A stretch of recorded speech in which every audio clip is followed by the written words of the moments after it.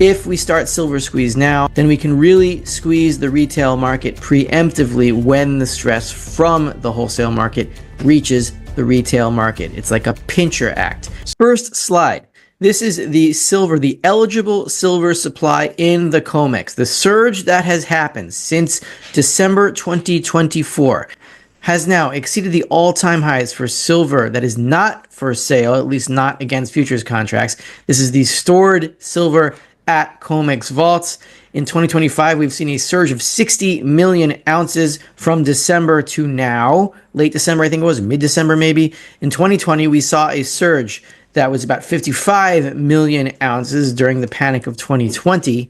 And we also have a new all-time high in silver supplies not for sale on the COMEX. These are held by who knows who. A lot of them are just holding silver for fear of what is going to happen to the dollar and for many other reasons.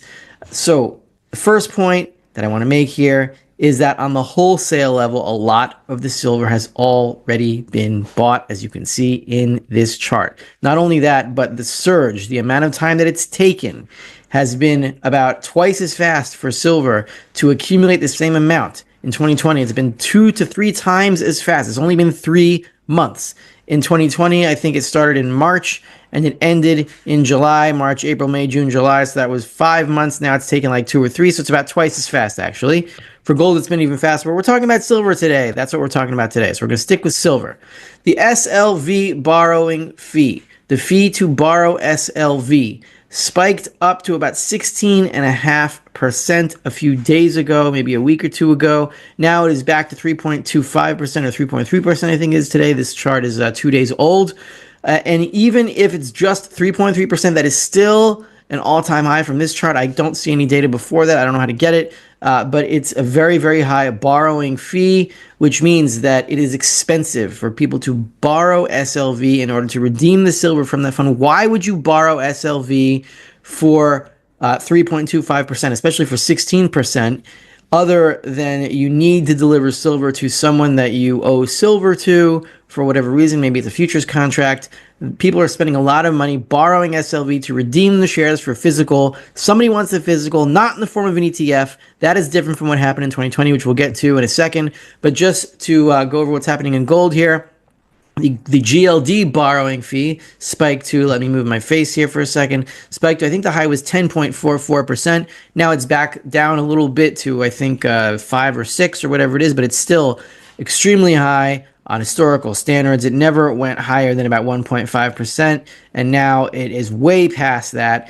There is a lot of demand to redeem GLD share baskets. A basket, I think, is something around 10,000 shares. So you redeem those shares, you have the physical, and then you deliver it to someone. There's no other reason that a bank or any other financial actor would borrow GLD shares at such a huge premium unless they needed the physical gold or physical silver to close some deal that they need to deliver this stuff because of a previous obligation.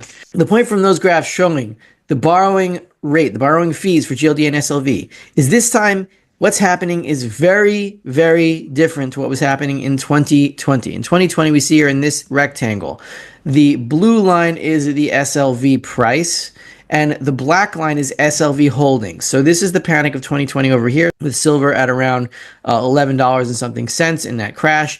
And the price of SLV goes up with the holdings. So the demand was in the ETF itself. The demand was on the retail level and on the mid-level, whatever that is. Let's say moderate hedge fund or whatever. And in the big players. So that's why you saw the silver supply go up. It was to supply the SLV ETF. And it was working. And here's silver squeeze up here. We're not going to focus on that right now, but this is silver squeeze. This is when the silver hit $30 and the SLV holdings, either truly or fictitiously, I do not know what the truth is, go up to an all-time record high. But here, what you're seeing is the opposite. The price of SLV is going up and up and up, right? From about 26 to now 30 something dollars.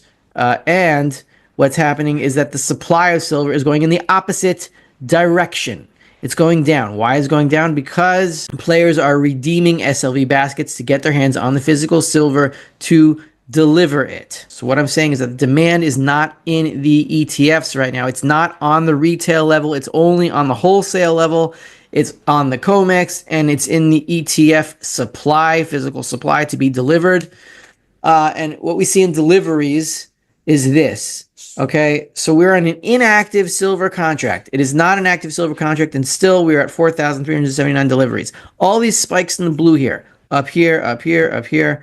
The red line is where we are at now, and all these spikes in deliveries, this is because this is an active contract. And in between the spikes, you have these lulls. These are inactive contracts. Well, the inactive contract that we are in right now is the February silver spot contract, which is an inactive contract. The volume is very low, and yet it still exceeds, the number of deliveries still exceeds a lot of the active contracts, especially in 2023, almost all of them except for one.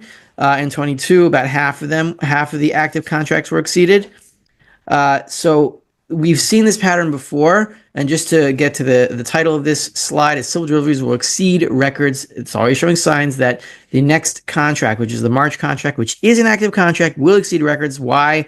Because this inactive contract is exceeding records for all inactive contracts. And here we have 6 days left until delivery. Now I think it's 5. Open interest in that silver contract. In the next silver contract, the futures is March silver. That is an active contract. It is now at 72,417. It might be a little bit less now. This is a day old.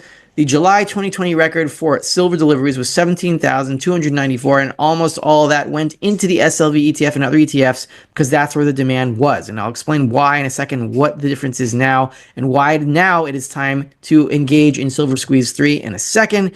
It's the same pattern in GLD, in gold last month. From here, where the red line ends, right, before it gets exceeded over here, this diagonal in the early 2025 was an inactive contract. That was January 2025, inactive contract. It exceeded almost all active contract going back to 2023, and that presaged what this is right here, which is deliveries of over 70,000. I think it's 75,000 now, and we still have a few days left in this contract. So gold predicts what's going to happen in silver. There are going to be most likely record deliveries exceeding 17,294, which is the July 2020 record for deliveries. We're seeing that supplies are exiting the ETFs, which means that the retail demand is not there because it's the retail crowd that generally buys these ETFs.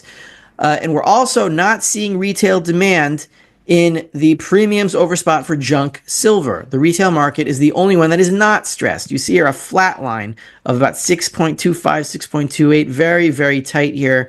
Premiums, they have not moved since November 2024, almost at all. It's been a total flat line, which means that there is no stress in the retail market. This is not a global movement. The question is, why not? And why do we need to engage? Why do we need to begin Silver Squeeze 3 now?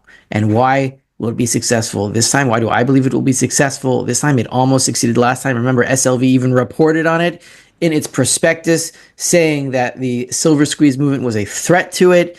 It wouldn't have written that if it wasn't, but this time we can succeed. Why is that? Because in 2020, the stress in the silver market was due to end of the world vibes. Nobody knew what exactly was going on, not with the medical situation and the lockdowns. The dissident movement hadn't developed yet. Even I was skeptical. Nobody knew if everyone was going to die.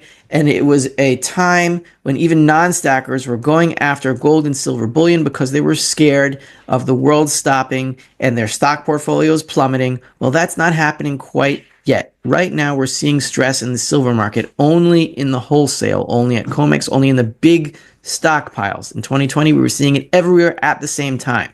But the stress that is now in the wholesale market, on the COMEX, in the ETF supplies that are being pulled out by big financial players in order to make deliveries, record deliveries that are about to be copied in silver as they were and are in gold this month at over 70,000 deliveries. The stress in the wholesale market is going to hit the retail market eventually, probably in just a few weeks or maybe a month or two.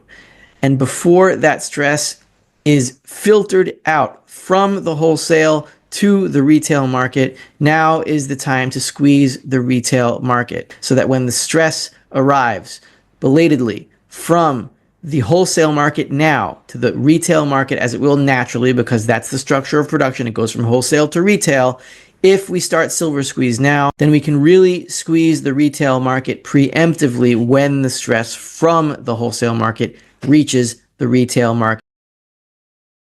You start on one side, you end up on the other side. Now is the time to engage in silver squeeze 3, especially for the stackers, because we alone cannot raise the premiums by ourselves. But when the entire world joins us, that is a silver squeeze. So if we take care of some of the supply now, while the supply of physical retail is abundant, then when these supplies start to get crimped by the crisis in the wholesale market now, the squeeze on silver supplies can be maximized. And hopefully this time it can collapse the monetary system and we can induce the reset that we all want and need and desire. And we can start over on a sound, sane, monetary plane. There is a reason Fort Knox is being audited. There is a reason that there is rage in the country and in the world. The Western world is being reorganized from the top down and from the bottom up. It is our duty to participate in this as best as we can, which is why we need to start Silver Squeeze 3 today.